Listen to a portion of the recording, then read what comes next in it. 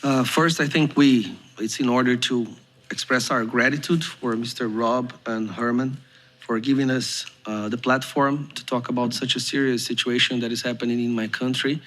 We've been trying for the last 3 to 4 months, find good-hearted people, people who love freedom and democracy, to help us show the world the dire situation that the biggest democratic country in Latin America is under right now. So I express here our gratitude, and I'm sure I speak on behalf of the vast majority of the Brazilian people who love freedom and love democracy, that we are forever in debt for this generous action. Before I start, I think I ask everyone who is here present today for a little exercise of imagination. I will describe certain characteristics of a country in Latin America, and I would indulge you to try to figure out what country am I talking about. This country we have now, the justice making the opposition ineligible, taking away their political rights. This country, there are sitting members of the congressmen being arrested for their opinions. There is persecution for whoever seeks transparency in the election. There is a total criminalization of one side of the political spectrum. The media has become completely controlled by the judiciary. One person decides what can be said and what cannot be said, and if you defy this person, you go to prison. One person admits that he is the victim of persecution, but he's also the investigator, he is the accuser, and he is the judge, and he's the one who sentences whoever defies his words. And there are hundreds and hundreds of political prisoners. Many of you might be thinking that I'm talking about Nicaragua, maybe Cuba, or maybe Venezuela. Well, it's no secret. For the meeting we're having here today, I'm talking about Brazil. Yes, I'm not talking about known dictatorships of Latin America. I'm talking about the biggest democratic country in Latin America. Before we came for this trip, for this mission, we had a conversation in which we said that there is a big chance that the moment we step our foot back in Brazil, we might go straight to jail.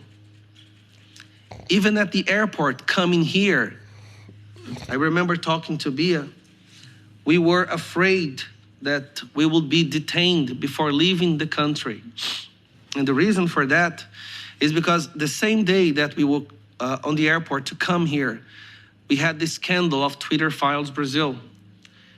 I don't know if you had a chance to look into it, but Elon Musk published the exchange of emails from former employees of Twitter before Elon Musk took over Twitter, in which Alexandre de Moraes ordered Twitter to censor all the right-wing politicians, to delete posts, to delete profiles, and forced them to delete them, but not saying it was a judicial order. Delete them, saying it was against their internal policy. Now, there's a question that I keep asking, and no one is able to explain to me or to give me a right answer. Why is it that Venezuela is considered a dictatorship all over the world, even by the leftists, but Brazil is not? When what's happening in Brazil is even worse than what's happening in Venezuela?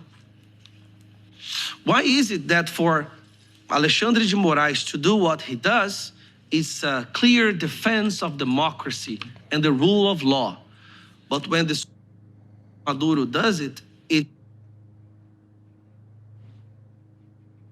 this is something that I haven't been able to find one person to explain to me. One person. In Venezuela, we have institutions, right? What makes a country a democratic country?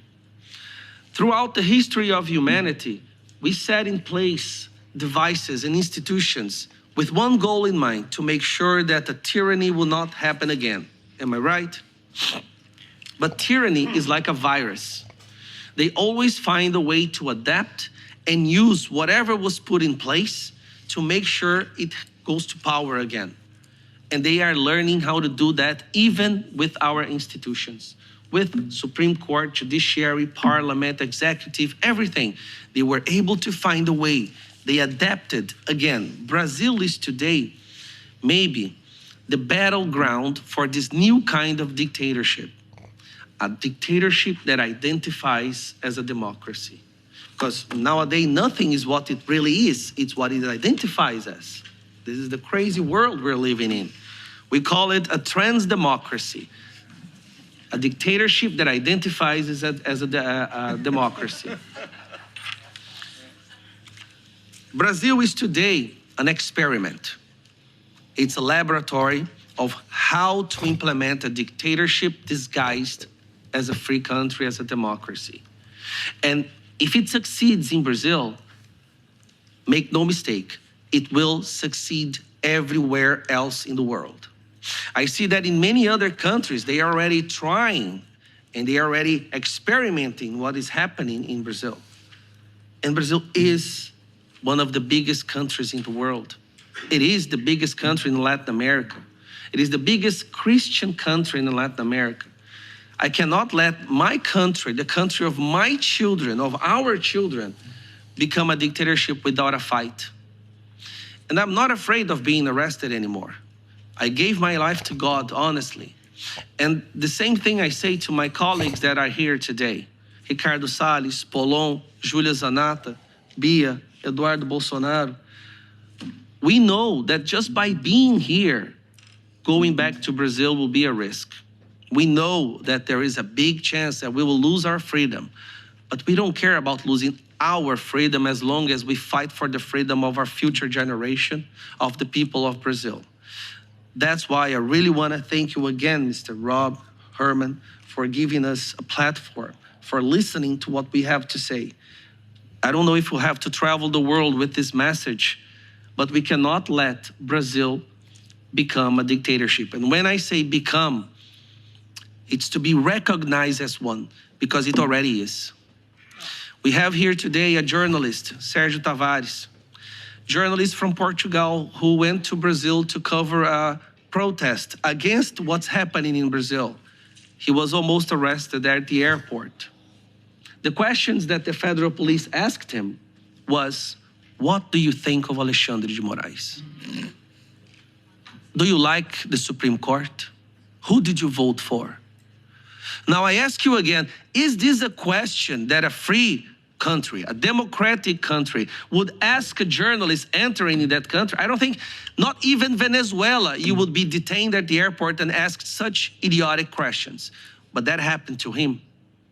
And he will go back to Brazil soon to talk about that. Hopefully, he won't be arrested at the airport. So please, we are crying for help to the world, for the love, freedom-loving people of the world. Please pay attention to what's happening in Brazil. And mark these faces of the congressmen that are here today. There's a chance our faces will be in the newspaper pretty soon behind bars. We can be arrested, but not our children. Thank you.